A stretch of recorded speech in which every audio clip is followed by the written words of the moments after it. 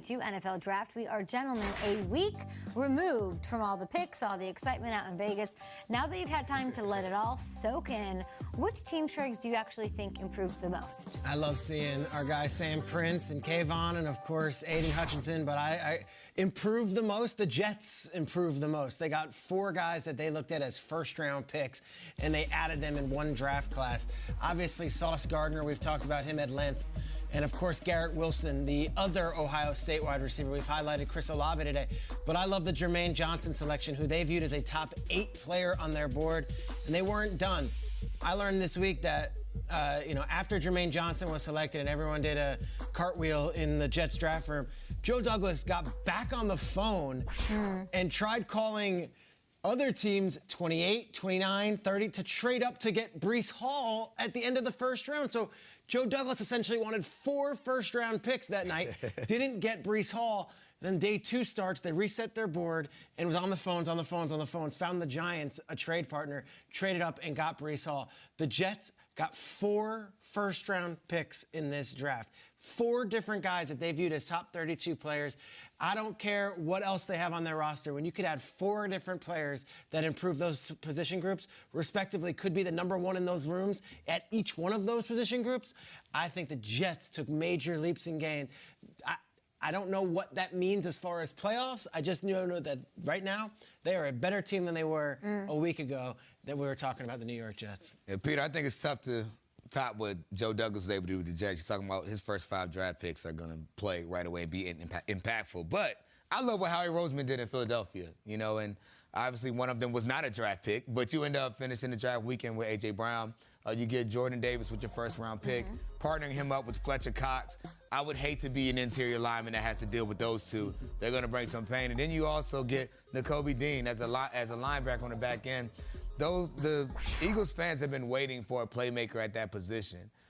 Jeremiah Trotter has probably been the last one that we remember talking about in that way, and I think he has that type of potential. I'm going to say the Lions.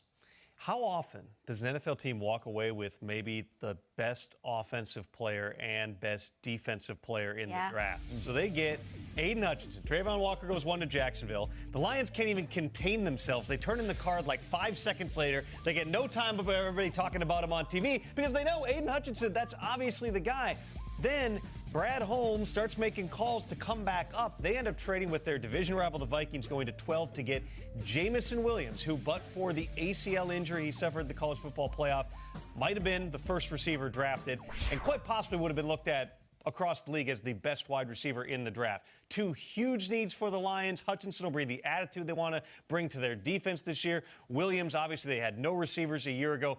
2 big pickups for them. They were aggressive doing it. I'm a broken record, Peter. You didn't even it's the Ravens for me. It's the Ravens and Kyle Hamilton. There was no worse, and obviously because of injuries to Marcus Peters, that was a huge blow into Marlon Humphrey, your Maryland friend. They were so bad against the pass, and now you add Kyle Hamilton, who could have gone, where was he mocked? Top 8, top 10 for sure, and then he goes at 14. I just think that's the best value in this draft, as a player who's going to make an impact right away. I have no worries about him. They get a Saints safety to add to that, so they're just going to shut down the pass a little bit in a division that definitely is going to be tough sledding with Deshaun Watson and Joe Burrow and how they're sort of retooling and adding things. Tyler Lindenbaum, 24th overall. How many times do we do mock drafts with this Ravens team? And all I did is say, give me the best offensive lineman. It could very well be him. He was available in there and a huge good fit for them. So, I don't know, I feel like it was so true to their identity, Schrags, and so much good talent influx. They had 6 different 4th-round picks, which is unheard of. They collect picks in the compensatory, then day 3.